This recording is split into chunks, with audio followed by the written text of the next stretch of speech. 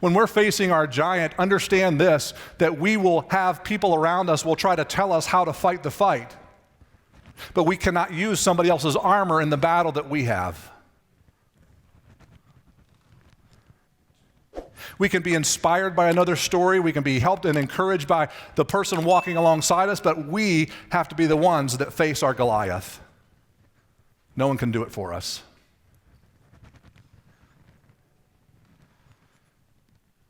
At some point, we have to fight Goliath and quit running from him.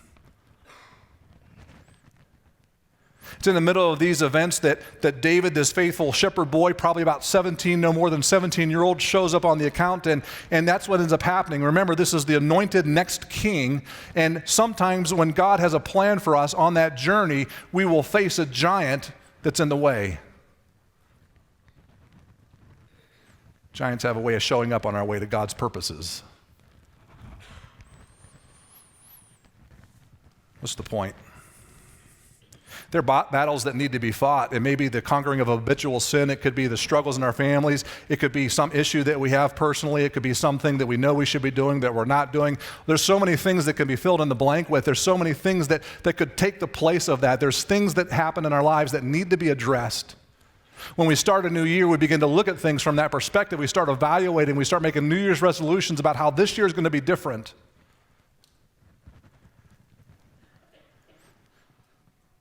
But something I know for sure that on our way in our purposes of Christ-likeness, there are things that come our way that God's going to show us, those giants along the way that need to be taken down.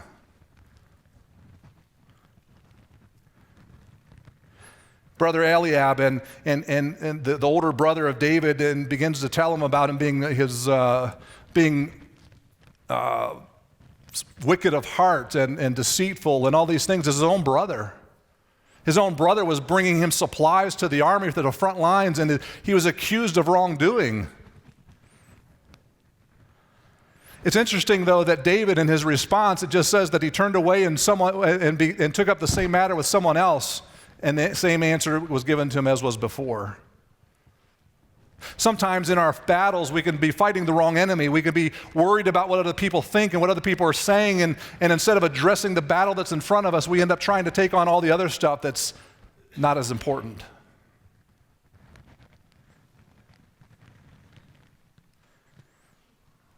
As I read through Scripture, the real enemy is out to divide your family, break up your home.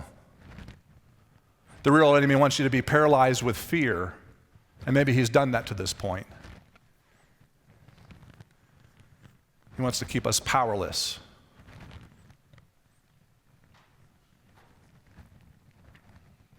In verse 32 of our passage, David answers this challenge and kind of sum up for it, but he just says in verse 37, the Lord who delivered me from the paw of the lion and the paw of the bear will deliver me from the hand of this Philistine. He understood that the battle was the Lord's and not his own doings.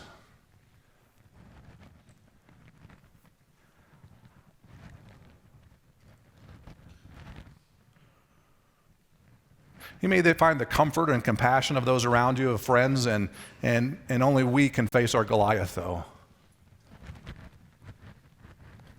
It's on the lonely battlefield that we learn to trust God even a greater way. To wrap up the passage, David was active, he wasn't passive.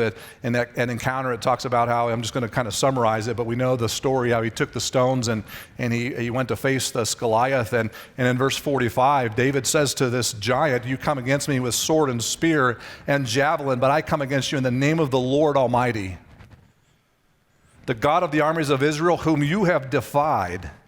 This day the Lord will hand you over to me, and I'll strike you down and cut off your head. That's some serious trash talk by a 17-year-old kid. He goes on in verse 47 of that passage to say, all those gathered here will know that it is not by sword or spear that the Lord saves, for the battle's the Lord's, and he will give you into our hands. You see, your testimony that is the outcome of you facing your Goliath will be an encouragement to your church and to the church. But we have to fight it. It says in this passage that David ran quickly to meet Goliath in verse 48. He quickly ran toward the battle line. I want to put this up as just kind of a statement and based on this passage that intimidation and fear are a non-factor when we possess an invincible confidence in a delivering God. How big is your God? Is he bigger than a 9-foot Goliath? How big is your God this morning as you contemplate the Goliaths that you must fight? Is he bigger than the Goliaths that you face?